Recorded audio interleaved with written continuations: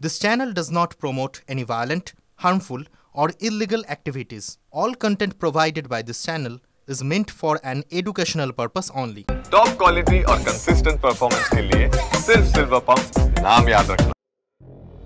এমন একটা খাজানার অপেক্ষা ছিল অনেক দিনেরই। অবশেষে সেই সম্পদ হাতে পেয়ে গেল ভারত।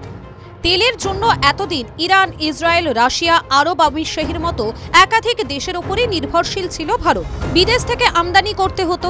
এবার আর অন্য কোনো দেশের উপর নির্ভরশীল থাকতে হবে না ভারতকে। এমনই জ্যাকপট পেল ভারত।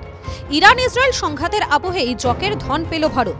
আন্দামানে মিলল ক্রুড তেলের ভান্ডারের খোঁজ।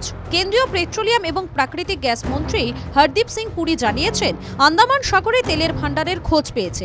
হেজ কর্পোরেশন এবং গুয়ানার সিএনওসি এই খোঁজ পেয়েছে। বর্তমানে অসম, গুজরাট, রাজস্থান, মুম্বাই ও কৃষ্ণা গোদাবরী অঞ্চলে তেলের খনির খোঁজ মিলেছে। এছাড়াও বিশাখাপত্তনম, ব্যাঙ্গালোর এবং পাদুরেও তেলের রিজার্ভ রয়েছে। ওড়িশা ও রাজস্থানে সম্প্রতি তেলের ভান্ডারের খোঁজ মিলেছে।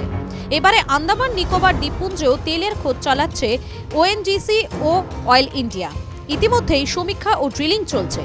যদি গুয়ানার মতো আন্দামানেও তেলের খনির খোঁজ পাওয়া যায়, তবে দেশের অর্থনীতি বদলে যেতে পারে।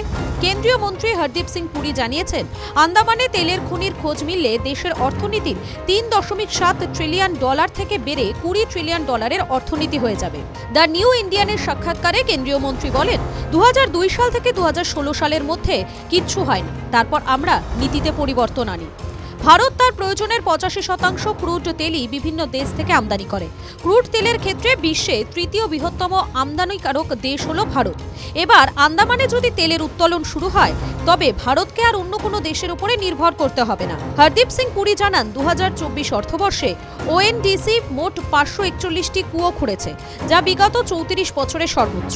কেন্দ্রীয় মন্ত্রী জানিয়েছেন, 35 লক্ষ স্কোয়ার কিলোমিটার পলিভূমির মধ্যে 10 লক্ষ স্কোয়ার কিলোমিটারই খুলে দেওয়া হয়েছে।